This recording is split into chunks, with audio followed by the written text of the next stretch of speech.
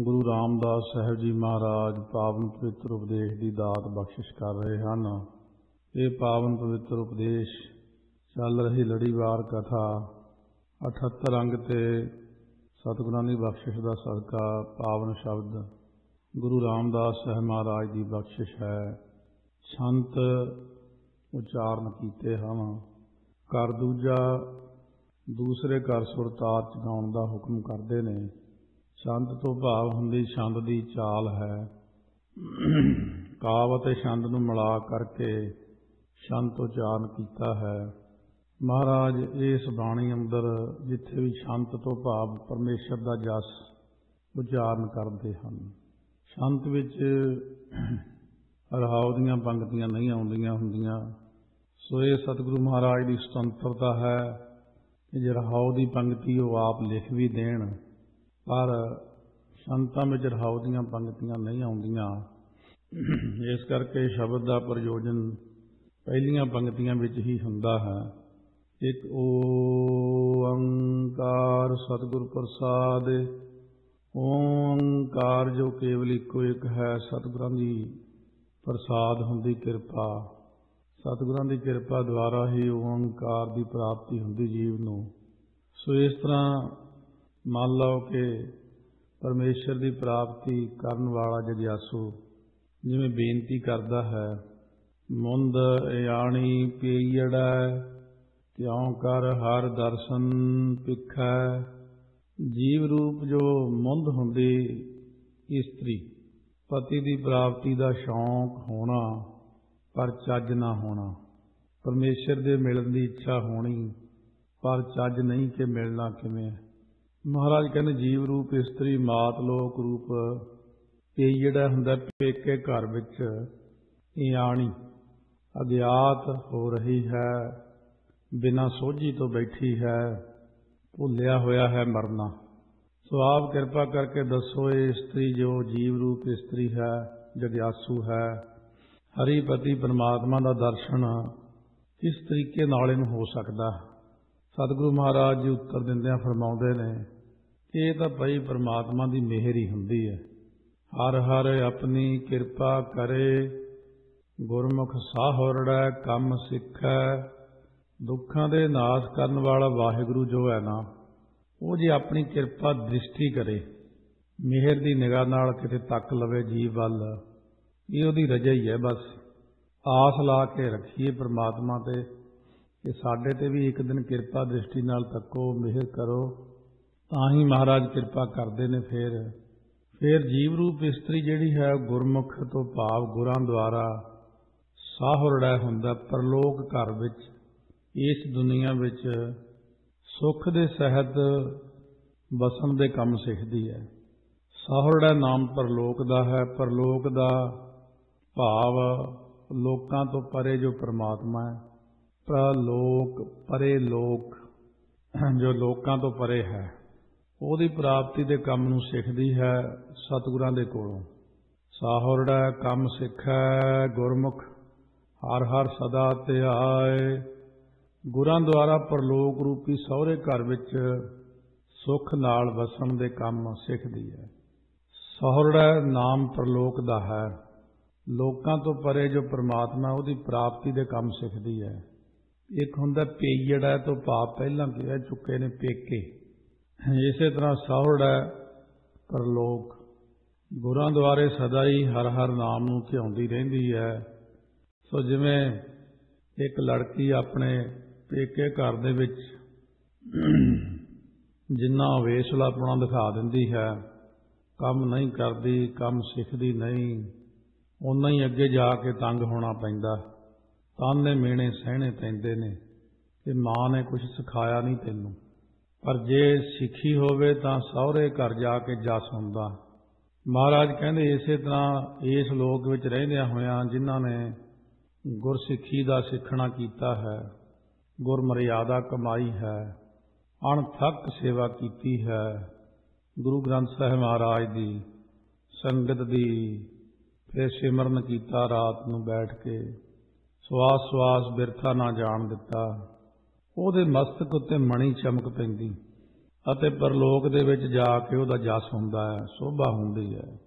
ਸਹੀਆਂ ਵਿੱਚ ਫਿਰੈ ਸੁਹੇਲੀ, ਹਰ ਦਰਗਹਿ ਬਾਹਾਂ ਲੁੜਾਏ। ਉਹ ਜਿਹੜੀ ਜੀਵ ਰੂਪ ਇਸਤਰੀ ਹੈ, ਮਹਾਤਮਾ ਰੂਪ ਸਹੀਆਂ ਸਖੀਆਂ 'ਚ ਸੁਹੇਲੀ ਤੋਂ ਭਾਵ ਸੁਖੀ ਹੋਈ ਫਿਰਦੀ ਹੈ, ਜਿਹੜੀ ਸਾਹੁੜਾ ਕੰਮ ਸਿੱਖ ਲੈਂਦੀ ਹੈ, ਨਾਮ ਜਪਦੀ ਹੈ ਅਤੇ ਹਰੀ ਦੀ ਦਰਗਾਹ ਵਿੱਚ ਬੁੱਧੀ ਰੂਪ ਬਾਂਹ ਨੂੰ ਲੁੜਾ ਕੇ ਤੋਂ ਭਾਵ ਹੁੰਦਾ ਬੇਫਿਕਰ ਹੋ ਕੇ ਟਹਿਲ ਰਹੀ ਹੈ, ਮੌਜਾਂ ਕਰਦੀ ਹੈ। ਜਿਵੇਂ ਭਗਤ ਰਵਿਦਾਸ ਜੀ ਨੇ ਲਿਖਿਆ ਬਚਨ, ਬੇਗਮਪੁਰਾ ਸ਼ਹਿਰ ਕੋ ਨਾਉ। ਉਹ ਬੇਗਮਪੁਰੇ ਸ਼ਹਿਰ ਦੇ ਵਿੱਚ ਭਾਵ ਸੱਚਖੰਡ ਦੇ ਵਿੱਚ ਜਾ ਕੇ ਬੇਗਮ, ਜਿੱਥੇ ਕੋਈ ਗਮ ਨਹੀਂ ਹੈ, ਉਸ ਥਾਂ ਦੇ ਉੱਤੇ ਜਾ ਕੇ ਉਹ ਜੀਵ ਰੂਪ ਇਸਤਰੀ ਜਿਉਂ-ਜਿਉਂ ਸੈਲ ਕਰਹਿ ਤਿਉਂ ਭਾਵੈ, ਜਿਉਂ-ਜਿਉਂ ਸੈਲ ਕਰਦੀ ਹੈ ਤਿਉਂ-ਤਿਉਂ ਭਾਉਂਦਾ ਸਾਰਾ ਕੁਝ। ਸੱਚਖੰਡ ਦੇ ਵਿੱਚ ਆਨੰਦ ਮਾਣਦੀ ਹੈ, ਬਾਂਹ ਲੁਡਾ ਕੇ ਤੁਰਦੀ ਹੈ, ਬੇਫਿਕਰੀ ਨਾਲ ਤੁਰਦੀ ਹੈ। ਸੋ ਰੱਬ ਦੇ ਪਿਆਰੇ ਭਗਤ ਰਵਿਦਾਸ ਜੀ, ਜਿਨ੍ਹਾਂ ਦਾ ਅੱਜ ਜਨਮ ਦਿਨ ਹੈ, ਸੰਸਾਰ ਭਰ ਦੇ ਵਿੱਚ ਦੁਨੀਆ ਥਾਂ-ਥਾਂ ਦੇ ਉੱਤੇ ਭਗਤ ਰਵਿਦਾਸ ਦਾ ਜਨਮ ਦਿਨ ਮਨਾ ਰਹੀ, ਕਿਉਂਕਿ ਉਹਨਾਂ ਦੇ ਹਿਰਦੇ ਵਿੱਚ ਨਾਮ ਦਾ ਵਾਸਾ ਸੀ। ਪਰਮਾਤਮਾ ਨਾਲ ਭਗਤੀ ਕਰਕੇ ਇੱਕ ਮਿੱਕ ਹੋ ਜਾਣਾ ਬਹੁਤ ਵੱਡੀ ਗੱਲ ਹੈ। ਪਰਮਾਤਮਾ ਨਾਲ ਇੱਕ ਮਿੱਕ ਹੋ ਕੇ ਭਗਤ ਰਵਿਦਾਸ ਜੀ ਨੇ ਭਗਤੀ ਕੀਤੀ ਜਦੋਂ, ਤਾਂ ਇੰਨੀ ਉੱਚੀ ਪਦਵੀ ਕਿ ਗੁਰੂ ਗ੍ਰੰਥ ਸਾਹਿਬ ਮਹਾਰਾਜ ਦੇ ਵਿੱਚ ਉਹਨਾਂ ਦੀ ਬਾਣੀ ਗੁਰਾਂ ਨੇ ਦਰਜ ਕੀਤੀ। ਸਾਰੇ ਭਗਤਾਂ ਨੂੰ, ਜੋ 15 ਭਗਤ ਸੀ, ਉਹਨਾਂ ਨੂੰ ਮਾਣ ਆਦਰ ਸਤਿਕਾਰ ਦਿੱਤਾ ਆਪ ਪਰਮੇਸ਼ਰ ਨੇ। ਧੰਨ ਗੁਰੂ ਅਰਜਨ ਦੇਵ ਸਾਹਿਬ ਮਹਾਰਾਜ ਨੇ ਬਾਣੀ ਰਚਿਤ ਕੀਤੀ। ਹਰ ਰੋਜ਼ ਰਾਤ ਨੂੰ 1 ਵਜੇ ਦੇ ਕਰੀਬ ਜਦੋਂ ਆਪ ਜੀ ਇਸ਼ਨਾਨ ਕਰਕੇ ਬੈਠਦੇ ਤਾਂ ਸਾਰੇ ਭਗਤਾਂ ਦਾ ਆਗਮਨ ਹੁੰਦਾ ਸੀ। ਸਾਰਿਆਂ ਭਗਤਾਂ ਦੀ ਬਾਣੀ ਆਪ ਨੇ ਗੁਰੂ ਗ੍ਰੰਥ ਸਾਹਿਬ ਮਹਾਰਾਜ ਦਰਜ ਕੀਤੀ, ਜਿਹੜੇ ਵਾਹਿਗੁਰੂ ਨਾਲ ਇੱਕ ਮਿੱਕ ਹੋਏ ਨੇ। ਨਾਨਕ ਲੀਨ ਭਇਓ ਗੋਬਿੰਦ ਸਿਉ ਜਿਉ ਪਾਣੀ ਸੰਗ ਪਾਣੀ। ਸੋ ਐਸੇ ਵਿਰਾਗੀ ਤਿਆਗੀ ਰੱਬ ਦੇ ਪਿਆਰੇ ਭਗਤ ਰਵਿਦਾਸ ਜੀ ਨੂੰ ਅੱਜ ਯਾਦ ਕਰ ਰਹੇ ਹਾਂ। ਗੁਰੂ ਗ੍ਰੰਥ ਸਾਹਿਬ ਦੇ ਵਿੱਚ ਜਿਨ੍ਹਾਂ ਦੀ ਬਾਣੀ ਦਰਜ ਹੈ, ਹਰ ਰੋਜ਼ ਆਪਾਂ ਮਹਾਰਾਜ ਨੂੰ ਮੱਥਾ ਟੇਕਦੇ। ਸਮੂਹ ਭਗਤ, ਸਮੂਹ ਪਰਮੇਸ਼ਰ ਦੇ ਨਾਮਾਂ ਨੂੰ ਅੱਜ ਤੱਕ ਜੋ ਵੀ ਹੋਏ ਨੇ ਸੰਸਾਰ ਵਿੱਚ, ਰੱਬ ਦੇ ਪਿਆਰੇ ਜਿੰਨੇ ਪਰਮੇਸ਼ਰ ਦੇ ਨਾਮ ਨੇ, ਸਮੁੱਚੇ ਰੂਪ ਵਿੱਚ ਜਦੋਂ ਗੁਰੂ ਗ੍ਰੰਥ ਸਾਹਿਬ ਨੂੰ ਮੱਥਾ ਟੇਕਦੇ ਹਾਂ, ਪਰਿਕਰਮਾ ਕਰਦੇ ਹਾਂ ਮਹਾਰਾਜ ਦੀ, ਤਾਂ ਕੋਈ ਕਸਰ ਬਾਕੀ ਨਹੀਂ ਰਹਿ ਜਾਂਦੀ ਵੀ ਹੁਣ ਹੋਰ ਕੁਝ ਮੰਨਣਾ ਪਵੇਗਾ। ਜਿਹਨੇ ਗੁਰੂ ਗ੍ਰੰਥ ਸਾਹਿਬ ਨੂੰ ਮੱਥਾ ਟੇਕ ਲਿਆ, ਉਹਨੇ ਸਾਰਿਆਂ ਨੂੰ ਹੀ ਮੱਥਾ ਟੇਕ ਲਿਆ। ਉਹ ਬ੍ਰਹਿਮੰਡ ਵਿੱਚ ਜਿੰਨੀਆਂ ਸ਼ਕਤੀਆਂ, ਸਭ ਦਾ ਨਾਮ ਮਹਾਰਾਜ ਦੇ ਵਿੱਚ, ਸਾਰੇ ਭਗਤਾਂ ਦਾ ਨਾਮ ਸੋ ਮਹਾਰਾਜ ਦੇ ਵਿੱਚ। ਸੋ ਇਸ ਤਰ੍ਹਾਂ 5,500 ਵਾਰ ਜਿਵੇਂ ਹਰ ਹਰ ਹਰ ਹਰ ਹਰ ਹਰ ਉਚਾਰਨ ਕੀਤਾ ਮਹਾਰਾਜ ਨੇ, 50,000 ਵਾਰੀ ਤਾਂ ਨਾਨਕ ਨਾਮ ਹੀ ਹੈ। ਇਸ ਤਰ੍ਹਾਂ ਰਾਮ ਰਾਮ, ਹਰੀ, ਗੋਬਿੰਦ, ਮੁਕੰਦ, ਨਾਰਾਇਣ, ਦਮੋਦਰ, ਮੁਰਾਰੀ, ਕੀਰਤਨ ਨਾਮ ਕਥੇ ਤੇਰੇ ਜੇਬਾ, ਸਤਨਾਮ ਤੇਰਾ ਪਰਾ ਪੂਰਬਲਾ। ਮਾਰੂ ਮਹੱਲਾ 5ਵਾਂ ਜਿਵੇਂ ਮਹਾਰਾਜ ਨੇ ਉਚਾਰਨ ਕੀਤੇ ਨੇ ਸਾਰੇ ਪਰਮੇਸ਼ਰ ਦੇ ਨਾਮ। ਪੁਰਾਣੀ ਬੋਲੀ ਵਿੱਚ ਉਹਨੂੰ ਸਹੰਸਰ ਨਾਮਾ ਕਹਿ ਕੇ ਵੀ ਬੁਲਾਇਆ ਜਾਂਦਾ। ਪੁਰਾਣੇ ਸਮੇਂ ਵਿੱਚ ਗੁਰਸਿੱਖ ਜਾਪ ਸਾਹਿਬ ਨੂੰ ਵੀ ਸਹੰਸਰ ਨਾਮਾ ਕਹਿੰਦੇ। ਸੋ ਇਸ ਤਰ੍ਹਾਂ ਗੁਰਮੁਖਾਂ ਨੂੰ ਯਾਦ ਕਰਦੇ ਹੋਏ ਉਹਨਾਂ ਦੇ ਬਚਨ ਯਾਦ ਆ ਗਏ ਨੇ ਕਿ ਕਹਿੰਦੇ ਨੇ, ਬੇਗਮਪੁਰਾ ਸ਼ਹਿਰ ਕੋ ਨਾਮ ਬੇਗਮ, ਗਮ ਤੋਂ ਰਹਿਤ, ਉਹ ਥਾਂ ਦਾ ਨਾਮ ਹੈ। ਸੋ ਸਤਿਗੁਰੂ ਮਹਾਰਾਜ ਸੱਚੇ ਪਾਤਸ਼ਾਹ ਫਰਮਾਉਂਦੇ ਨੇ, ਜਦੋਂ ਲੇਖਾ ਧਰਮ ਰਾਏ ਕੀ ਬਾਕੀ, ਜਪ ਹਰ ਹਰ ਨਾਮ ਇੱਕ ਰੱਖੈ। ਧਰਮਰਾਜ ਦੀ ਕਚਹਿਰੀ ਵਿੱਚ ਜੋ ਬਾਕੀ ਲੇਖਾ ਦੇਣਾ ਰਹਿੰਦਾ ਸੀ, ਉਹ ਲੇਖੇ ਨੂੰ ਵਾਹਿਗੁਰੂ ਵਾਹਿਗੁਰੂ ਦਾ ਨਾਮ ਜਪ ਕੇ ਸੋ ਆਕਰਖ ਕਰਨਾ ਕਿ ਰੱਖੈ, ਆਪਣੇ ਵੱਲ ਖਿੱਚ ਲਿਆ, ਭਾਵ ਮੁਕਾ ਹੀ ਦਿੱਤਾ ਹੈ। ਔਰ ਜਿਵੇਂ ਕਿਸਾਨ ਕੱਟਦਾ ਖੇਤੀ ਨੂੰ, ਕ੍ਰਿਸ ਕਰਨਾ, ਕਿਰਖਾ ਕਰਨਾ, ਕੱਟ ਹੀ ਦਿੱਤਾ ਹੈ। ਭਗਤ ਰਵਿਦਾਸ ਜੀ ਵੀ ਫਰਮਾਉਂਦੇ ਨੇ, ਚਿੱਤਰਗੁਪਤ ਨੂੰ ਕਹਿਣ ਲੱਗੇ, ਤੁਸੀਂ ਮੇਰੇ ਮੋਢਿਆਂ ਤੇ ਕਾਹਦੇ ਲਈ ਭਾਰ ਪਾਇਆ?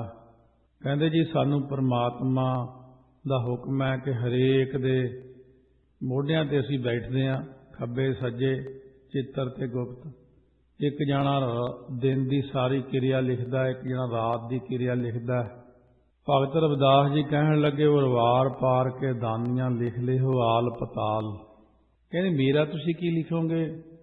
ਸਵੇਰੇ ਉੱਠਦਾ, ਇਸ਼ਨਾਨ ਕਰਦਾ, ਰਾਮ ਰਾਮ ਜਪਦਾ, ਦਿਨੇ ਚੰਗੇ ਕੰਮ ਕਰਦਾ, ਦਾਨ ਪੁੰਨ ਕਰਦਾ, ਉਹ ਜਾਓ ਕਿਸੇ ਮਾੜੇ ਬੰਦੇ ਕੋਲ ਜਾ ਕੇ ਲੇਖ ਲਿਖੋ। ਮੇਰੇ ਕੋਲ ਕਾਹਨੂੰ ਬੈਠੇ ਹੋ? ਚਲੇ ਜਾਓ ਮੇਰੇ ਪਾਸੋਂ।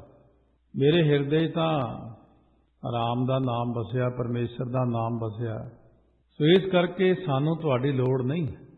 ਮਹਾਰਾਜ ਕਹਿੰਦੇ ਰੱਬ ਦੇ ਪਿਆਰਿਆਂ ਦੇ ਜਿੰਨੇ ਲੇਖੇ ਹੁੰਦੇ ਨੇ ਧਰਮਰਾਜ ਦੇ ਦਰ ਤੇ, ਉਹ ਜਿਉਂ-ਜਿਉਂ ਆਪਾਂ ਨਾਮ ਜਪੀ ਜਾਂਦੇ ਆ, ਜਿਉਂ-ਜਿਉਂ ਨਾਮ ਜਪੀ ਜਾਂਦੇ ਆ, ਉਹ ਤਿਉਂ-ਤਿਉਂ ਕਰਕੇ ਹੀ ਸਾਰੇ ਹੀ ਕੱਟੇ ਤੁਰੇ ਜਾ ਰਹੇ ਨੇ ਲੇਖ। ਨਾਮ ਜਪ ਕੇ ਉਹਨਾਂ ਨੂੰ ਖਿੱਚ ਹੀ ਲਿਆ ਹੈ, ਮੁਕਾ ਹੀ ਦਿੱਤਾ ਹੈ। ਮੁੰਦ ਇਆਣੀ ਪਈੜੈ, ਗੁਰਮੁਖ ਹਰ ਦਰਸ਼ਨ ਦਿਖੈ। ਜੋ ਜੀਵ ਰੂਪ ਇਸਤਰੀ ਹੈ ਨਾ, ਮਾਤ ਲੋਕ ਰੂਪ ਪੇਕੇ ਘਰ 'ਚ ਇਆਣੀ ਹੈ, ਅਗਿਆਤ ਹੋ ਰਹੀ ਹੈ, ਸਮਝ ਨਹੀਂ, ਬੇਸਮਝ ਹੋ ਰਹੀ ਹੈ। ਉਹਨੇ ਗੁਰਮੁਖ ਜਿਹੜੇ ਨੇ ਗੁਰਾਂ ਦੁਆਰੇ ਹਰੀ ਰੂਪ ਪਤੀ ਦਾ ਦਰਸ਼ਨ ਦੇਖ ਲਿਆ ਹੈ। ਸੋ ਜਿਸ ਜੀਵ ਰੂਪ ਇਸਤਰੀ ਨੂੰ ਪਰਮੇਸ਼ਰ ਪਤੀ ਦੀ ਪ੍ਰਾਪਤੀ ਹੋਈ ਹੈ, ਉਹ ਆਪਣੀ ਜਿਹੜੀ ਵਿਵਸਥਾ ਹੈ ਉਹ ਹੁਣ ਸੰਤਾਂ ਨੂੰ ਸੁਣਾਉਂਦੀ ਹੈ ਕਿ ਗੁਰਮੁਖੋ ਮੇਰਾ ਤਾਂ ਪਰਮਾਤਮਾ ਨਾਲ ਵਿਆਹ ਹੋ ਗਿਆ, ਆਤਮਿਕ ਤੌਰ ਤੇ ਮੈਂ ਵਿਆਹੀ ਗਈ ਹਾਂ, ਉਹ ਮੇਰਾ ਮਾਲਕ, ਮੈਂ ਉਹਦੀ ਪਤਨੀ। ਜੀਵ ਰੂਪ ਇਸਤਰੀ ਹੈ, ਸਰੀਰ ਵੱਖਰਾ ਹੈ, ਸਰੀਰ ਕਰਕੇ ਸੰਸਾਰੀ ਵਿਆਹ ਹੈ, ਸਰੀਰ ਕਰਕੇ ਸੰਸਾਰੀ ਚੀਜ਼ਾਂ, ਪਰ ਆਤਮਿਕ ਤੌਰ ਤੇ ਜੀਵ ਰੂਪ ਇਸਤਰੀ ਪਰਮਾਤਮਾ ਦੀ ਪਤਨੀ ਬਣ ਜਾਂਦੀ ਹੈ। ਉਹ ਹੁਣ ਸੰਤਾਂ ਮਹਾਤਮਾ ਨੂੰ ਸੁਣਾਉਂਦੀ ਹੈ। ਵਿਆਹੋ ਹੋਆ ਮੇਰੇ ਬਾਬਲਾ, ਗੁਰਮੁਖੇ ਹਰ ਪਾਇਆ। ਇਹ ਮੇਰੇ ਬਾਬਲਾ, ਇਹ ਪਿਆਰੇ ਸੰਤ ਜਨੋ, ਹੁਣ ਮੇਰਾ ਪਰਮੇਸ਼ਰ ਰੂਪ ਪਤੀ ਨਾਲ ਵਿਆਹ ਹੋ ਗਿਆ, ਭਾਵ ਮੈਂ ਉਹਦੇ ਵਿੱਚ ਲੀਨ ਹੋ ਗਈ ਹਾਂ। ਮਹਾਤਮਾ ਨੇ ਪੁੱਛਿਆ ਤੇਰਾ ਵਿਆਹ ਹੋਇਆ ਕਿਵੇਂ? ਕਹਿੰਦੇ ਗੁਰਮੁਖੇ ਹਰ ਪਾਇਆ। ਮੈਂ ਜੀ ਗੁਰਾਂ ਦੁਆਰਾ ਹਰੀਪਤੀ ਪਰਮਾਤਮਾ ਨੂੰ ਪ੍ਰਾਪਤ ਕੀਤਾ। ਵਿਆਹ ਹੋਣ ਦੀ ਨਿਸ਼ਾਨੀ ਕੀ ਤੇਰੇ ਦੀ? ਪਰਮਾਤਮਾ ਨਾਲ ਤੂੰ ਲੀਨ ਹੋਇਆ। ਅਗਿਆਨ ਅੰਧੇਰਾ ਕੱਟਿਆ, ਗੁਰ ਗਿਆਨ ਪ੍ਰਚੰਡ ਬੁਲਾਇਆ। ਕਹਿੰਦੇ ਜਿਸ ਵੇਲੇ ਗੁਰਾਂ ਨੇ ਕਿਰਪਾ ਕਰਕੇ ਪ੍ਰਚੰਡ ਹੁੰਦਾ, ਤੀਕਸ਼ਣ ਗਿਆਨ, ਤਿੱਖਾ ਗਿਆਨ, ਖੰਡ ਮਹਿ ਗਿਆਨ ਪ੍ਰਚੰਡ, ਤਿੱਥੈ ਨਾਦ ਵਿਨੋਦ ਕੋੜ ਆਨੰਦ। ਪ੍ਰਚੰਡ ਹੁੰਦਾ, ਤਿੱਖਾ ਗਿਆਨ ਰੂਪ ਦੀਵਾ ਬੁਲਾਇਆ, ਜਗਾਇਆ, ਬਾਲਿਆ, ਤਾਂ ਅਗਿਆਨ ਰੂਪੀ ਹਨੇਰਾ ਜਿਹੜਾ ਸੀ ਉਹ ਕੱਟਿਆ ਗਿਆ, ਨਿਵਰਤ ਹੋ ਗਿਆ ਮੇਰਾ ਹਨੇਰਾ। ਮੇਰੇ ਉੱਤੇ ਕਿਰਪਾ ਹੋ ਗਈ ਵਾਹਿਗੁਰੂ ਦੀ। ਬਲਿਆ ਗੁਰ ਗਿਆਨ ਅੰਧੇਰਾ ਬਿਨਸਿਆ। ਗੁਰਾਂ ਦੁਆਰੇ ਜਦੋਂ ਗਿਆਨ ਰੂਪ ਦੀਵਾ ਬਲਿਆ, ਜਗਿਆ, ਤਾਂ ਅਗਿਆਨ ਰੂਪ ਹਨੇਰਾ ਜਿਹੜਾ ਸੀ ਉਹ ਨਾਸ ਹੋ ਗਿਆ। ਅਗਿਆਨ ਰੂਪ ਹਨੇਰੇ ਦੇ ਦੂਰ ਹੋਣ ਕਰਕੇ ਹੀ ਹਰ ਰਤਨ ਪਦਾਰਥ ਲਬਧਾ। ਹਰੀ ਰੂਪ ਜਿਹੜਾ ਰਤਨ ਸੀ, ਅਮੋਲਕ ਪਦਾਰਥ ਨੂੰ ਅੰਤःਕਰਨ ਰੂਪ ਘਰ ਚੋਂ ਹੀ ਅੰਦਰੋਂ ਹੀ ਦੇਖ ਲਿਆ, ਮਿਲ ਗਿਆ ਮੈਨੂੰ, ਪਰਮਾਤਮਾ ਹੀ ਮਿਲ ਗਿਆ ਅੰਦਰੋਂ। ਉਹ ਜਿਹੜੀ ਜੋਤ ਰੱਖੀ ਹੋਈ ਸੀ ਹਿਰਦੇ 'ਚ, ਉਹ ਗੁਰਾਂ ਦੀ ਕਿਰਪਾ ਨਾਲ ਅੰਦਰੋਂ ਹੀ ਸਾਖਿਆਤ ਹੋ ਗਈ। ਜੋਤ ਦੇ ਸਾਖਿਆਤ ਹੋਣ ਕਰਕੇ ਜਿਹੜਾ ਮੱਧਮ ਜੇ ਦੀਵੇ ਵਾਂਗੂ ਪਹਿਲਾਂ ਮੇਰੀ ਬੁੱਧੀ ਸੀ, ਸੋ ਉਸੇ ਦੇ ਵਿੱਚ ਹੀ ਆਤਮਿਕ ਲਾਈਟ ਹੋਰ ਜ਼ਿਆਦਾ ਵੱਧ ਗਈ। ਜਿਸ ਥਾਂ ਤੇ ਬਿਜਲੀ ਬਣਦੀ ਹੈ ਡੈਮ ਦੇ ਉੱਤੇ, ਉੱਥੋਂ ਆਪਣੇ ਘਰ ਤੱਕ ਲਾਈਟ ਆਉਂਦੀ ਆ। 0 ਵਾਟ ਦਾ ਬੱਲਬ ਹੈ, ਹੋਰ ਵੱਡੇ ਨੇ, ਪਰ ਜਿੱਥੇ ਜੇ ਸਿੱਧਾ ਹੀ ਉੱਥੇ ਹੀ ਪਹੁੰਚ ਗਿਆ ਜਿੱਥੇ ਬਿਜਲੀ ਬਣਦੀ, ਜਿੱਥੋਂ ਪ੍ਰਕਾਸ਼ ਚੱਲਦਾ। ਇਸੇ ਤਰ੍ਹਾਂ ਮਹਾਰਾਜ ਕਹਿੰਦੇ ਨੇ ਜਿਹੜਾ ਹਿਰਦੇ ਦੇ ਅੰਦਰ ਆਤਮਾ ਹੈ, ਆਤਮਾ ਦਾ ਪ੍ਰਕਾਸ਼ ਬੁੱਧੀ ਤੇ ਪੈਂਦਾ। ਪਿੱਛੋਂ ਤਾਂ ਲਾਈਟ ਪੂਰੀ ਆ ਰਹੀ ਹੈ, ਪਰ ਬੱਲਬ ਛੋਟਾ, ਤੇ ਬੱਲਬ 'ਚ ਜੇ ਛੋਟਾ ਜਿਹਾ ਤਾਂ ਫਿਰ ਉਹਨੇ ਓਨਾ ਕੀ ਚਾਨਣ ਕਰਨਾ ਹੈ। ਬੁੱਧੀ ਤੁੱਛ ਜੀ ਬੁੱਧੀ ਹੁੰਦੀ ਇਨਸਾਨ ਦੀ। ਪਰ ਸਤਿਗੁਰੂ ਕਹਿੰਦੇ ਨੇ ਜਿਸ ਇਨਸਾਨ ਦੀ ਬੁੱਧੀ ਤੁੱਛ ਹੈ, ਕਿਸੇ ਹੱਦ ਤੱਕ ਸੀਮਿਤ ਸੋਚਦੀ ਹੈ, ਕਿਸੇ ਹੱਦ ਤੇ ਜਾ ਕੇ ਸੋਚਣਾ ਬੰਦ ਕਰ ਦਿੰਦੀ, ਕਿਉਂਕਿ ਇੰਨਾ ਚਾਨਣ ਨਹੀਂ ਬੁੱਧੀ ਵਿੱਚ ਜਿੰਨਾ ਆਪਾਂ ਸਮਝਦੇ ਹਾਂ। ਕਿਉਂਕਿ ਜਦੋਂ ਅਸੀਂ ਦੇਖਿਆ ਬੁੱਧੀ ਰੂਪ ਦੀਵਾ, ਉਹਨੂੰ ਲਾਈਟ ਕਿੱਥੋਂ ਮਿਲਦੀ ਆ? ਆਤਮਿਕ ਸੂਰਜ ਤੋਂ ਲਾਈਟ ਮਿਲਦੀ ਆ ਉਹਨੂੰ। ਸੂਰਜ ਬਹੁਤ ਵੱਡਾ ਹੁੰਦਾ। ਜਦੋਂ ਅਸੀਂ ਆਤਮਾ ਤੱਕ ਪਹੁੰਚੇ ਤਾਂ ਗੁਰ ਗਿਆਨ ਪ੍ਰਚੰਡ ਬੁਲਾਇਆ। ਬਲਿਆ ਗੁਰ ਗਿਆਨ ਅੰਧੇਰਾ ਬਿਨਸਿਆ, ਹਰ ਰਤਨ ਪਦਾਰਥ ਲਾਧਾ। ਫਿਰ ਸਾਨੂੰ ਅੰਦਰੋਂ ਹੀ ਲੱਭ ਪਿਆ ਸੂਰਜ, ਸੂਰਜਾਂ ਦਾ ਵੀ ਸੂਰਜ, ਨਮੋ ਸੂਰਜ ਸੂਰਜ, ਕਰੋੜਾਂ ਸੂਰਜਾਂ ਦਾ ਪ੍ਰਕਾਸ਼। ਉਹ ਨਿੱਕਾ ਜਿਹਾ ਜਿਹੜਾ ਟਟਿਆਣਾ ਜਿਹਾ ਸੀ ਬੁੱਧੀ ਰੂਪ, ਉਹ ਤਾਂ ਲੱਭਦਾ ਹੀ ਨਹੀਂ, ਕਿੱਧਰ ਗਿਆ ਹੁਣ। ਅੰਧਿਆਰੇ ਦੀਪਕ ਚਹੀਐ, ਇੱਕ ਬਸਤ ਅਗੋਚਰ ਲਹੀਐ, ਬਸਤ ਅਗੋਚਰ ਪਾਈ, ਘਟ ਦੀਪਕ ਰਹਿਆ ਸਮਾਈ। ਹੁਣ ਜਦੋਂ ਅੰਦਰ ਦੇਖਿਆ, ਇਹ ਤਾਂ ਬਹੁਤ ਵੱਡਾ ਗਿਆਨ ਹੈ। ਹੁਣ ਸੰਸਾਰੀ ਜੀਵ ਦਾ ਗਿਆਨ ਤਾਂ ਉਹਦੇ ਸਾਹਮਣੇ ਕੁਝ ਵੀ ਨਹੀਂ ਹੁੰਦਾ।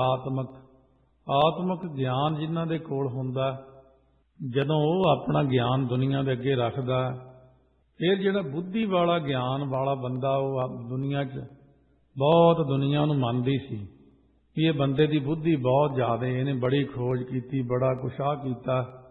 ਪਰ ਜਦੋਂ ਆਤਮਿਕ ਗਿਆਨ ਵਾਲਾ ਉਹਦੇ ਸਾਹਮਣੇ ਗਿਆ, ਉਹ ਦੀਵੇ ਵਾਂਗੂ ਫਿੱਕਾ ਪੈ ਜਾਂਦਾ। ਇਸੇ ਕਰਕੇ ਫਿਰ ਭਗਤਾਂ ਤੇ ਸੰਸਾਰੀਆਂ ਜੋੜ ਕਦੇ ਨਾ ਆਇਆ। ਹੁਣ ਭਗਤ ਤਾਂ ਆਤਮਿਕ ਲਾਈਟ ਵਿੱਚ ਹੈ, ਅਤੇ ਜਿਹੜੇ ਦੁਨਿਆਵੀ ਲੋਕ ਨੇ ਉਹ ਬੁੱਧੀ ਦੇ ਵਿੱਚ ਜਿਉਂਦੇ ਨੇ। ਸਾਰੇ ਪੰਡਤਾਂ ਨੂੰ ਇੰਨੀ ਔਖਿਆਈ ਹੋਈ ਭਗਤ ਰਵਿਦਾਸ ਜੀ ਤੇ, ਉਹ ਕਹਿਣ ਲੱਗੇ ਆ ਕੇ ਕਿ ਤੁਸੀਂ ਨੀਵੀਂ ਜਾਤੀ ਵਾਲੇ ਹੋ, ਤੁਹਾਨੂੰ ਲੋਕ ਮੱਥਾ ਟੇਕਦੇ ਨੇ, ਤੁਸੀਂ ਮੱਥਾ ਕਿਉਂ ਟਿਕਾਉਂਦੇ ਹੋ। ਭਗਤ ਰਵਿਦਾਸ ਜੀ ਕਹਿਣ ਲੱਗੇ, ਨਾ ਪਹਿਲਾਂ ਨਾ ਕਿਸੇ ਨੇ ਮੈਨੂੰ ਮੱਥਾ ਟੇਕਿਆ ਅੱਜ ਤੱਕ।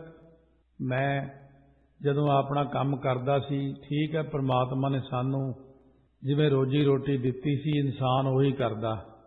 ਪਰ ਇਹ ਹੈ ਗੱਲ ਕਿ ਮੈਂ ਜਦੋਂ ਪਰਮਾਤਮਾ ਦਾ ਨਾਮ ਜਪਦਿਆਂ ਹਿਰਦੇ ਦੇ ਅੰਦਰ ਆਤਮਿਕ ਜੋਤ ਪ੍ਰਗਟ ਹੋਈ, ਨਾਮ ਹਿਰਦੇ 'ਚ ਵਸ ਗਿਆ ਮੇਰੇ, ਲੋਕ ਮੈਨੂੰ ਨਹੀਂ ਮੱਥਾ ਟੇਕਦੇ, ਲੋਕ ਤਾਂ ਉਹ ਨਾਮ ਨੂੰ ਮੱਥਾ ਟੇਕਦੇ ਨੇ, ਲੋਕ ਤਾਂ ਉਹ ਆਤਮਿਕ ਜੋਤ ਨੂੰ ਮੱਥਾ ਟੇਕਦੇ ਨੇ।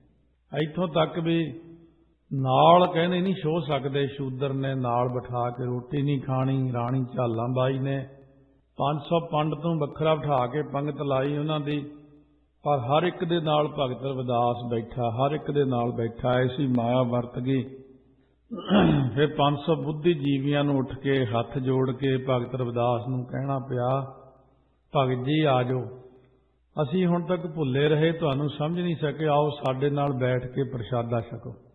ਕਿਉਂਕਿ ਜਿਸ ਵਿਅਕਤੀ ਕੋਲ ਆਤਮਿਕ ਗਿਆਨ ਹੈ, ਉਹਦੇ ਮੂਹਰੇ ਭਾਵੇਂ ਕਰੋੜਾਂ ਅਰਬਾਂ ਬੁੱਧੀਵਾਨ ਲੋਕ ਖੜ ਜਾਣ, ਉਹ ਸਾਰੇ ਹੀ ਥੱਲੇ ਪੈ ਜਾਂਦੇ ਫਿੱਕੇ। ਜੇ ਆਪਾਂ ਸਾਰੇ ਸ਼ਹਿਰ ਦੀਆਂ ਲਾਈਟਾਂ ਦੇਖੀਏ, ਇੱਥੇ ਕਿੰਨੀਆਂ ਲਾਈਟਾਂ, ਰਾਤ ਨੂੰ ਦਿਨ ਚੜ੍ਹਿਆ ਹੁੰਦਾ, ਪਰ ਜਦੋਂ ਸੂਰਜ ਚੜ੍ਹ ਗਿਆ ਸਾਰੀਆਂ ਹੀ ਫਿੱਕੀਆਂ ਪੈ ਜਾਣੀਆਂ। ਇਸ ਕਰਕੇ ਜਿਹੜੇ ਬੰਦਿਆਂ ਕੋਲੇ ਆਤਮਿਕ ਲਾਈਟ ਹੁੰਦੀ ਆ, ਉਹਦੇ ਮੂਹਰੇ ਇਨਸਾਨੀ ਬੁੱਧੀ ਤਾਂ ਕੁਝ ਵੀ ਨਹੀਂ ਹੈ, ਤੁੱਛ ਜੀ ਹੁੰਦੀ ਹੈ। ਫਿਰ ਉਹ ਗੁੱਸਾ ਕਰਦੇ ਨੇ, ਕਦੇ ਖਿੱਚਦੇ ਨੇ ਕਿ ਲੋਕ ਸਾਨੂੰ ਨਹੀਂ ਸੁਣਦੇ, ਸਾਨੂੰ ਮੰਨਦੇ ਨਹੀਂ। ਬਈ ਆਤਮਿਕ ਗੱਲ ਕਰੋ, ਬੁੱਧੀ ਦੀ ਗੱਲ ਵੱਖਰੀ ਹੈ। ਕਿਉਂਕਿ ਬੁੱਧੀ ਤਾਂ ਸੰਸਾਰ ਝੂਠੇ ਨੂੰ ਹੀ ਸੱਚਾ ਨਿਸ਼ਚੈ ਕਰੀ ਜਾਂਦੀ ਹੈ। ਇਸ ਕਰਕੇ ਆਤਮਿਕ ਗਿਆਨ ਬਹੁਤ ਵੱਡੀ ਚੀਜ਼ ਹੈ। ਜਦੋਂ ਆਤਮਿਕ ਗਿਆਨ ਹੋਇਆ, ਹਰ ਰਤਨ ਪਦਾਰਥ ਲਾਧਾ, ਅਮੋਲਕ ਪਦਾਰਥ ਨੂੰ ਅੰਤःਕਰਨ ਰੂਪ ਘਰ ਵਿੱਚੋਂ ਹੀ ਲੈ ਲਿਆ। ਜਦੋਂ ਪ੍ਰਾਪਤ ਹੋ ਗਿਆ, ਉਹਦੇ ਨਾਲ ਫਿਰ ਕੀ ਹੋਇਆ? ਹਉਮੈ ਰੋਗ ਗਿਆ ਦੁਖ ਲਾਥਾ, ਆਪ ਆਪੈ ਗੁਰਮਤਿ ਖਾਧਾ। ਕਹਿੰਦੇ ਜਿਸ ਵੇਲੇ ਗੁਰਾਂ ਦੀ ਸਿੱਖਿਆ ਦੁਆਰਾ ਆਪ ਉਦਮ ਕਰਕੇ ਆਪਾ ਭਾਅ ਜਿਹੜਾ ਸੀ ਨਾ, ਹੰਕਾਰ ਨੂੰ ਖਾ ਲਿਆ ਤੋਂ ਭਾਵ ਹੰਕਾਰ ਦਾ ਨਾਸ਼ ਕਰ ਦਿੱਤਾ।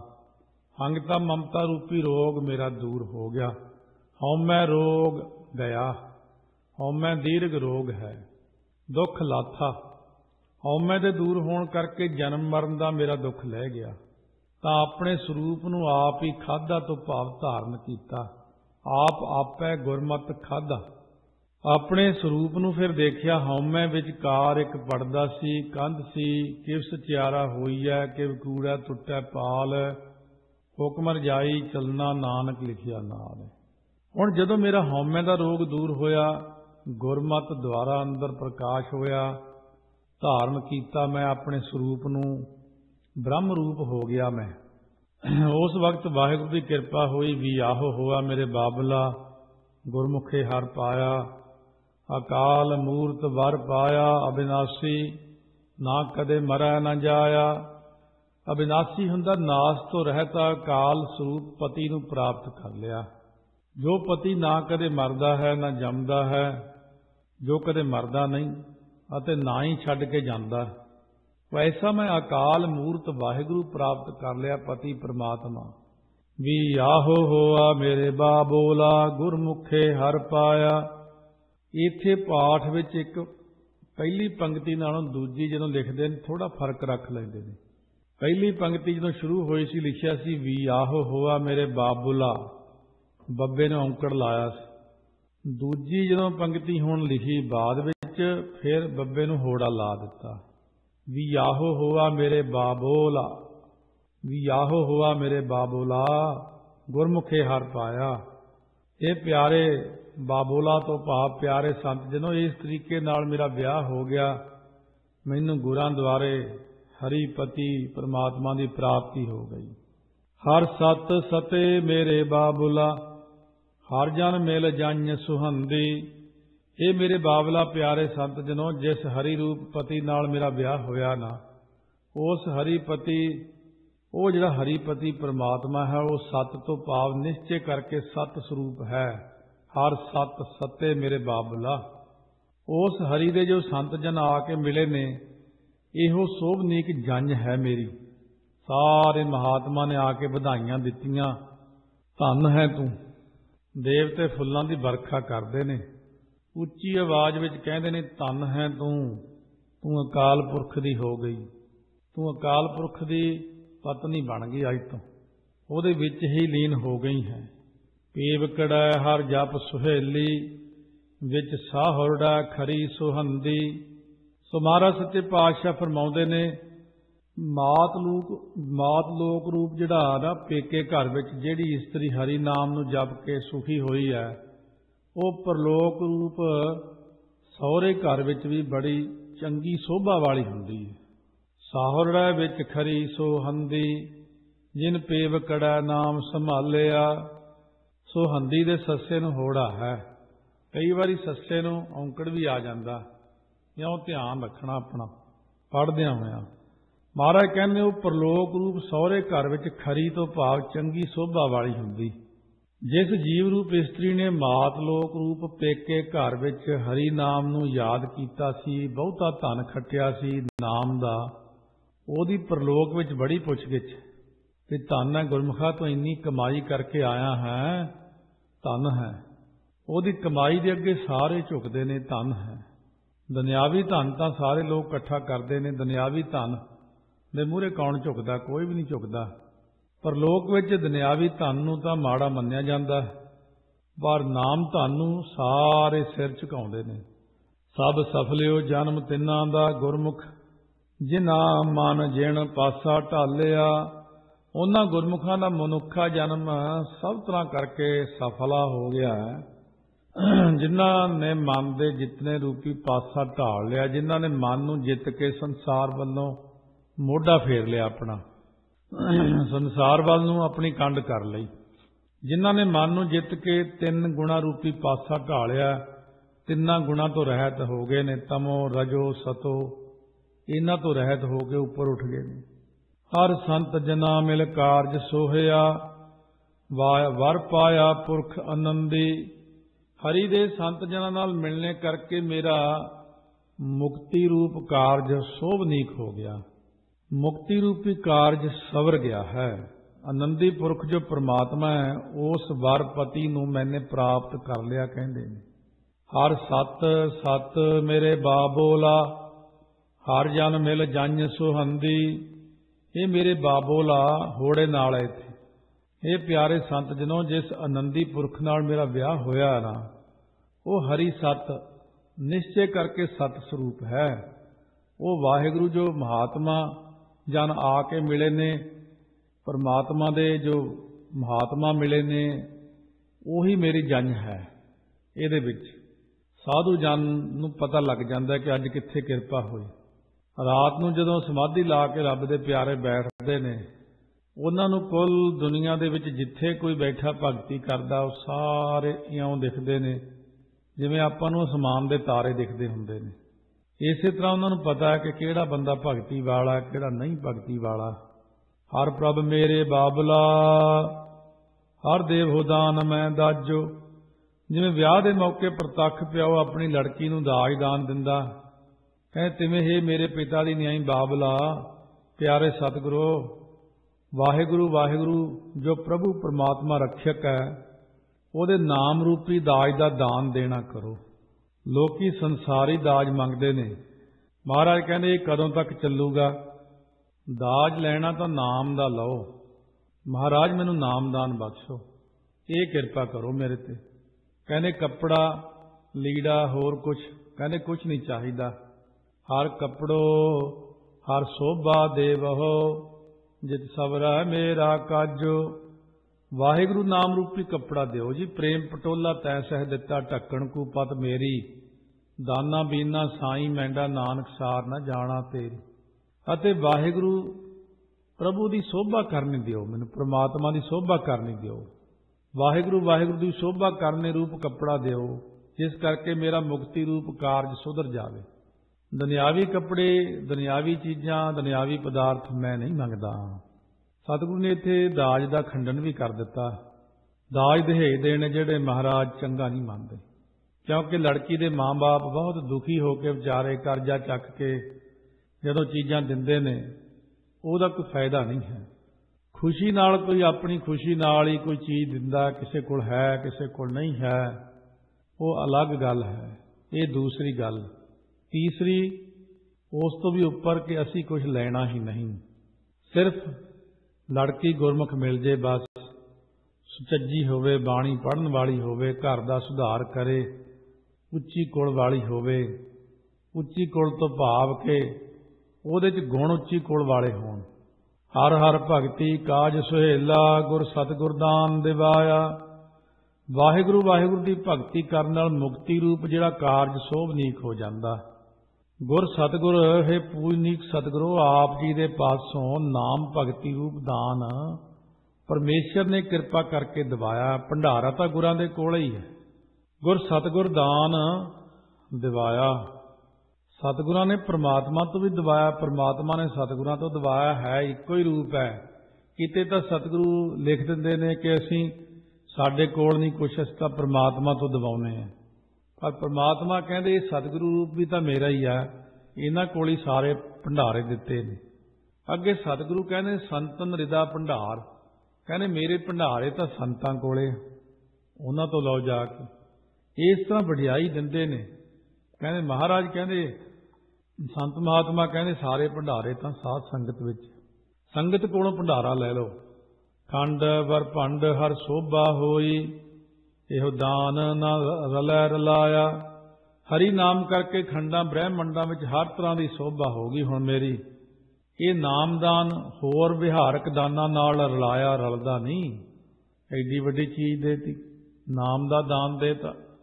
ਹੋਰ ਮਨਮੁਖ ਦਾਜ ਜੇ ਰੱਖ ਦਿਖਲ ਹੈ, ਸੋ ਕੂੜ ਅਹੰਕਾਰ ਕੱਚ ਪਾਜੋ। ਕਹਿੰਦੇ ਨਾਮ ਤੋਂ ਬਿਨਾਂ ਹੋਰ ਵਿਆਹ ਸਮੇਂ ਜਿਹੜੇ ਮਨਮੁਖ ਲੋਕ ਪੁਰਸ਼ ਨੇ, ਉਹ ਇੱਕ ਕਮਰੇ ਵਿੱਚ ਬੇਕੀਮਤੇ ਸੂਟ, ਗਹਿਣੇ, ਭਾਂਡੇ, ਬਿਸਤਰੇ, ਅਨਮੁੱਲੇ ਪਦਾਰਥਾਂ ਦਾ ਦਾਜ ਐਨ ਸਾਹਮਣੇ ਰੱਖ ਕੇ ਪਿੰਡ ਵਾਲਿਆਂ ਨੂੰ ਦਿਖਾਉਣਗੇ, ਆਹ ਦੇਖੋ ਅਸੀਂ ਆਹ ਚੀਜ਼ਾਂ ਦਿੱਤੀਆਂ। ਉਹ ਦਿੱਤੇ ਦਾਜ ਦਾ ਹੰਕਾਰ ਕਰਨਾ ਝੂਠਾ ਹੀ ਹੈ। ਅਤੇ ਬਹੁਤ ਸਾਰਾ ਦਾਜ ਦੇ ਕੇ ਜੋ ਕੁੜਮਾਂ ਨਾਲ ਜੋੜ ਮੇਲ ਰੱਖਣ ਦਾ ਢੰਗ ਬਣਾਉਂਦੇ ਨੇ, ਉਹ ਵੀ ਪਾਜੋ ਤੋਂ ਭਾਵ ਪਖੰਡ ਹੈ, ਵਿਖਾਵਾ ਹੈ, ਕੱਚਾ ਹੈ। ਹੁਣ ਕੋਈ ਕਹੇ ਤੁਹਾਨੂੰ ਵੀ ਦਿਖਾਓ ਗੁਰੂ ਗ੍ਰੰਥ ਸਾਹਿਬ 'ਚ ਕਿੱਥੇ ਲਿਖਿਆ, ਤੁਸੀਂ ਕਿਹੜਾ ਕਦੇ ਪਾਠ ਕੀਤਾ ਹੁੰਦਾ? ਜਿਹੜਾ ਕਹਿਣ ਵਾਲਾ ਉਹਨੂੰ ਵੀ ਨਹੀਂ ਪਤਾ। ਐਦਾਂ ਲੋਕ ਇੱਕ ਦੂਜੇ ਨੂੰ ਦੱਬ ਲੈਂਦੇ। ਕਿੱਥੇ ਲਿਖਿਆ ਮਹਾਰਾਜ? ਉਹ ਮੂਹਰੋਂ ਪੜ੍ਹਿਆ ਵੀ ਨਹੀਂ ਹੁੰਦਾ, ਅਗਲਾ ਦਬਕ ਜਾਂਦਾ ਉੱਥੇ। ਜਦ ਹੁਣ ਸਾਰੀ ਕਥਾ ਸੁਣੀ ਹੋਊ, ਕਹੋ 79 ਅੰਗ ਤੇ ਲਿਖਿਆ ਹੋਇਆ ਸ੍ਰੀ ਰਾਗ ਦੇ ਚੌਥੇ ਪਾਤਸ਼ਾਹ ਦੇ ਛੰਤਾਂ 'ਚ। ਇਸ ਢੰਗ ਨਾਲ ਇਹ ਪੌੜੀ ਹੈ ਚੌਥੀ ਇਹ ਸ਼ਬਦ ਦੀ, ਵੀ ਉੱਥੇ ਲਿਖਿਆ ਮਹਾਰਾਜ ਨੇ, ਹੋਰ ਮਨਮੁਖ ਦਾਜ ਜੇ ਰੱਖ ਦਿਖਾਲ ਹੈ, ਸੋ ਕੂੜ ਅਹੰਕਾਰ ਕੱਚ ਪਾਜੋ। ਇਹ ਸਾਰਾ ਕੁਝ ਦਿਖਾਵਾ ਹੀ ਹੈ ਸੰਸਾਰ ਦਾ। ਐਵੇਂ ਦਾਜ ਰੱਖ ਰੱਖ ਕੇ ਟੌਰ ਬਣਾਉਣੀ ਆਪਣੀ। ਮਹਾਰਾਜ ਕਹਿੰਦੇ ਇਹ ਗੱਲਾਂ ਸਾਨੂੰ ਮਨਜ਼ੂਰ ਨਹੀਂ। ਹਰ ਪ੍ਰਭ ਮੇਰੇ ਬਾਬਲਾ, ਹਰ ਦੇਵ ਹੋ ਦਾਨ ਮੈਂ ਦਾਜੋ। प्यारे सतगुरु कृपा करो मैनू वाहिगुरु वाहिगुरु नाम दा दाज दिओ, यही दान देना करो। हर राम राम मेरे बाबोला, फिर मिल धन वेल वधंदी। पिता वांगू है मेरे बाबला प्यारे सतगुरु परमेश्वर पति नाल मिलने करके मैं जो जीव रूप इस्त्री हाँ ना, धन तो भाव जीव रूप इस्त्री दी शुभ गुणा रूपी वेल वधी है। हुण मेरी आप जी नू राम राम है। बस ਚੱਲੀਆਂ ਹੁਣ किथे बेगमपुरा सचखंड वसै निरंकार सਦੀवी काल मैं परमात्मा में लीन होण जा रही। हुण मुड़ के नहीं आवांगी मैं, बहुर हम काहे आवांगे। हुण क्यों आवांगे? क्योंकि हुण तां असीं परमेश्वर विच लीन होण जा रहे हां। साडे उत्ते उहदी किरपा हो गई है। जिवें प्रतੱਖ लड़की विआह करके जिस वेले चलदी है तां अपने माँ बाप नूं कहदी है, फतेह बुला दिंदी, सत श्री अकाल कह दिंदी है, राम राम कह दिंदी है। इसे तरह जग्यासु रूप लड़की परमेश्वर पति नाल विआह करा के अपने पिता रूप गुरां नूं राम राम कह दिंदी। सो इस ढंग दे नाल मेरे बाबला है मेरे प्यारे सतगुरु हरि राम जो सारे रमिया होया, तिस पिरी नाल मिलन करके मैं इस्त्री दी शुभ गुणा रूपी वेल वध गई है। ये वेल हुण चलनी दूर तक। एक परिवार विच एक भगती वाली इस्त्री आ जे, कई कुलां तक उत्थे भगती दा वासा रहिंदा है। जिस कुल च बेबे नानकी चली गई वो कुलां ही तारतियां। जिस कुल विच छेवें पातशाह दी सपुत्री बीबी वीरो चली गई ओहदियां कुलां ही तर गईयां। बीबी अमरो जी धन गुरु अमरदास साहिब महाराज सच्चे पातशाह नूं गुरु अंगद देव नाल मिलाउण दा कारण बनी। बीबी भानी जी, बीबी दानी जी, इस तरह चज्जियां उन्हां उत्ते किरपा होई महाराज सच्चे पातशाह दी शुभ गुणा रूपी वेल वधी। ये वेल किन्नी कि वधी? हर जुग है जुगो जुग जुग है जुगो सद पीढ़ी गुरु चलंदी। ये पंक्ति दा पढ़ना ते विश्राम विशेष जान लेना, नहीं तो आम बंदा पढ़ूगा हर जुग है जुगो जुग जुग है जुगो उलझ जे जांदा। सीधा ही हिसाब है हर जुग है जुगो जुग जुग है जुगो सद पीढ़ी गुरु चलंदी। हरि स्वरूप सतगुरां दी परमात्मा नाल जुड़न दी पीढ़ी सदा ही सतयुग त्रेता द्वापर कलयुग इन्हां चारां युगां विच चलदी आई। गुरां द्वारे जग्यासू दी हरि नाल जुड़न दी पीढ़ी सदा ही चारियां युगां विच चलदी आई। तीजा भाव की कहते ने? वैराग विवेक खड़ संमति मोख इच्छा रूप जुग तो भाव चार साधना विच जुगो तो भाव जुड़ के मैं सतगुरां दे उपदेश विच जुग है तो भाव जुड़िया है। ओदी सारियां जुगां विच जुगो तो भाव जुड़े हुए हरि नाल जुड़न दी प्रीति सदा चलदी आ रही है। जुग जुग पीढ़ी चलै सतगुर की जिनी गुरमुख नाम ते आया। जुगां जुगां विच सतगुरां दी पीढ़ी चल रही है जिन्हां मुखी गुरां ने वाहिगुरू दे नामां नूं ध्याउणा कीता है। जुगां जुगां विच सतगुरां द्वारे जग्यासू दी पीढ़ी चल रही है जिन्हां जग्यासूआं ने गुरां द्वारे वाहिगुरू दा नाम ध्याउणा कीता है। हर पुरख ना कबही बिनसै जावै नित देवै चढ़ै सवाया। हरि पुरख कदे भी बिनस नहीं जाता। जिन्हों अपना आप दे दिंदा उहदा सवाए तो सवाए जस चढ़दा जांदा महिमा वधदी जांदी है। उन्हां गुरमुखां नूं हरि पुरख नित ही सवाए तो सवाया चढ़ के दान दिंदा, नाम दान दिंदा जो कदे नाश ही नहीं हुंदा। नानक सत सत हर एको जप हर हर नाम सुहंदी। महाराज सच्चे पातशाह फरमाउंदे ने कि संत शांत आत्मा संत ते हरि दोवें इक्को रूप ने। सो सतगुरु महाराज सच्चे पातशाह फरमाउंदे ने नानक संत संत हर एको। सतगुरु कहने शांत आत्मा संत ते हरि दोवें इक्को ही रूप ने। संत तो भाव संत हरि दा स्वरूप ने ते हरि संत अवतार धार के आया, इसलिए दोनों एक रूप ने। राम संत में भेद किछ नाही, एक जन कई में लाख करोड़ी। संतां कोई मत कोई निंदो, संतां को मत कोई निंदो, संत राम है एक। ये इक्को ही रूप ने, बिरती की गल है।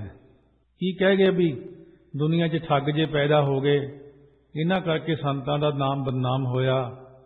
पर नहीं तो संत महात्मा बहुत उच्ची चीज़ हुंदी।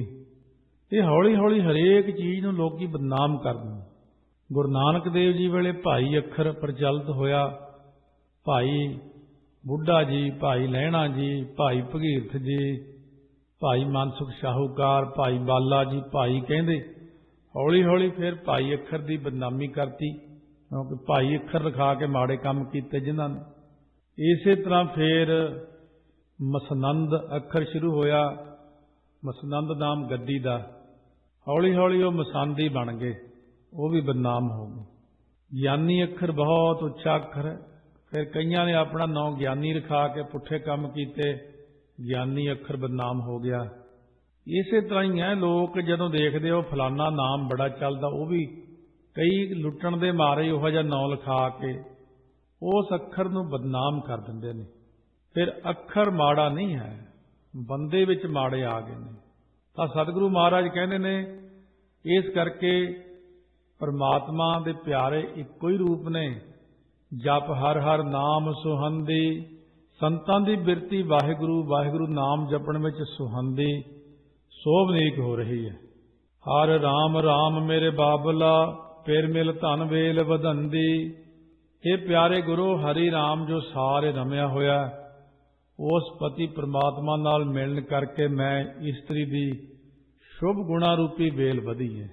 शुभ गुणा दी वेल संत महात्मा का कर्म हुंदा है। राम जो दाता मुक्त का, संत जपावै नाम। जे हुण संत नाम जपावे, बाणी पढ़े, रोम रोम सिमरन चलदा होवे, दुनिया दा भला करदा होवे, चौथे पद विच वरतदा होवे, फिर संत है। जे संत जी होण ही तमो गुणी हो जाण, रजो गुणी हो जाण, फिर तां संत ना रहे। ये बदनामी कदों तो शुरू हुई? जदों रजो गुणी हो गए, राजसी हो गए, राजसी लोकां नाल बहना उठना हो गया। बहुत सारियां गल्लां फिर चुभ जांदियां जे कह दईए। लोड़ नहीं सी कि एवें खाम खां वोटां 'च खड़े होना, संत समाज बना लिया, ਉਹਦੇ ਨਾਲ ਰਾਜਸੀ ਲੋਕਾਂ ਨਾਲ टक्कर हो गई। राजसी लोगों ने ऐसी धर के रगड़ा मारिया, सारे बदनाम करते। की लोड़ सी? अपना भजन पाठ करते, राम नाल बंदगी करते, दुनिया नूं चंगे पासे लाउंदे, गुरबाणी का उपदेश करते, इधर नूं आउंदे ही ना।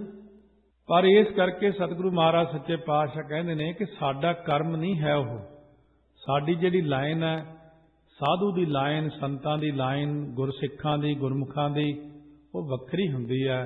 शांत आत्मा, शांत चित्त, बाणी पढ़न वाले, दुनिया नूं नाम जपाउण वाले, आप जपण वाले, वो हुंदे साधु महात्मा। जदों संत जी नितनेम ही छड्ड गए ते राजसी हो गए ने, ते फिर बदनामी होनी होनी। अपनी जदों चाल चलदे चलदे चाल ही भुल जाइए। हंसां दी चाल हंस नूं चलनी चाहिदी। जे हंस कां दी चाल चलण लग जे, कां वांगू खाना कर देवे, फिर उहनूं कोई हंस नहीं कहंदा, वो तां कां कां करदा, कां बन गया। इस करके सतगुरु कहंदे ने, कां काला है, कां बिस्टा खांदा, हंसा हीरा मोती चुगना, बग डड्डां भालण जाए। जे अपनी चाल छड्ड देवे, मर्यादा छड्ड दित्ती, ताईयों डिग्गिया। डिग्गण करके सतगुरु कहंदे बदनामी हो जांदी। तां ते सतगुरु महाराज सानू सिक्ख्या दिंदे ने, सच्चाई कौड़ी हुंदी, पर कौड़ा घुट पीण नाल फायदा हो जांदा। निम दा पानी लोग रगड़ के पींदे ने, अंदरों बीमारियां कई उड़ जांदियां ने।